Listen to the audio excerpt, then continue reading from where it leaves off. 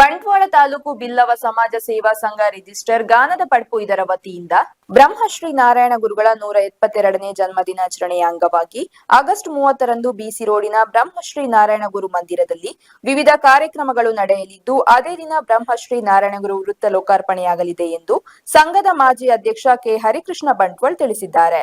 ಬಿಸಿ ರೋಡಿನ ಪ್ರೆಸ್ ಕ್ಲಬ್ನಲ್ಲಿ ನಡೆದ ಸುದ್ದಿಗೋಷ್ಠಿಯಲ್ಲಿ ಅವರು ಕಾರ್ಯಕ್ರಮದ ವಿವರ ನೀಡಿದರು.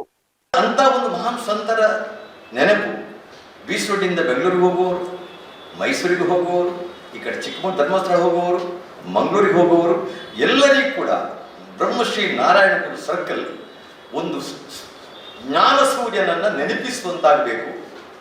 ಅವರ ಸಂದೇಶಗಳು ನಮ್ಮಲ್ಲಿ ಮೆಲುಕು ಹಾಕಬೇಕು ಮತ್ತು ಆ ವೃತ್ತದಲ್ಲಿ ಪಾಸಾಗುವಾಗ ಪ್ರತಿಯೊಬ್ಬರಿಗೂ ಕೂಡ ತನ್ನನ್ನು ತಾನು ಯಾರು ಅಂತ ಅಂದರೆ ಪ್ರತಿಯೊಬ್ಬ ಮಾನವನಲ್ಲಿ ಕೂಡ ದೈವತ್ವ ಇದೆ ಅಂತ ಹೇಳಿದರು ನಾರಾಯಣ ಗುರುಗಳು.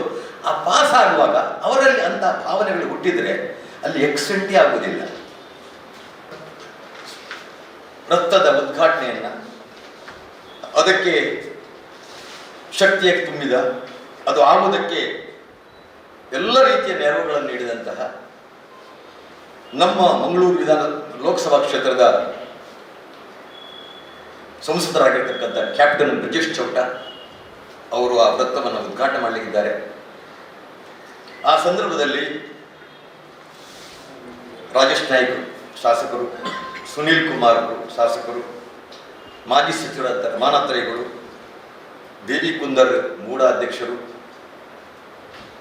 ಮುಖ್ಯಾಧಿಕಾರಿ ನಮ್ಮ ಭಟ್ ಪುರಸಭೆಯ KB ತೀರ್ಥ ಪ್ರಸಾದ್ರವರು ಭಾಗವಹಿಸಿದಲ್ಲದೆ ಸನ್ಮಾನ್ಯ ಜನಾರ್ದನ್ ಪೂಜಾರಿ ಅವರು ಕೂಡ ಈ ಕಾರ್ಯಕ್ರಮದಲ್ಲಿ ಭಾಗವಹಿಸ್ತೇನೆ ಅಂತ ನಾನು ಇವತ್ತು ಅವ್ರ ಮನೆಗೆ ಹೋಗಿದ್ದೆ.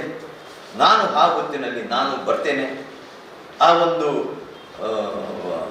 ಉದ್ಘಾಟನೆಗೊಳ್ಳುವಂತಹ ಆ ಒಂದು ಶುಭ ಗಳಿಗೆಯಲ್ಲಿ ನಾನು ಕೂಡ ಭಾಗವಹಿಸ್ತೇನೆ ಅನ್ನುವಂಥ ಒಂದು ಭರವಸೆಯನ್ನು ನಮಗೆ ಕೊಟ್ಟಿದ್ದಾರೆ. ಆದ ಕಾರಣ ಜನಾರ್ದನ್ ಪೂಜಾರಿಯವರು ಕೂಡ ಈ ಸಂದರ್ಭದಲ್ಲಿ ಉಪಸ್ಥಿತರಿರ್ತಾರೆ ಅನ್ನೋದನ್ನು ಈ ಸಂದರ್ಭ ನಾನು ಕೇಳಿ ಇಚ್ಛಪಡ್ತಾ ಇದ್ದೀನಿ.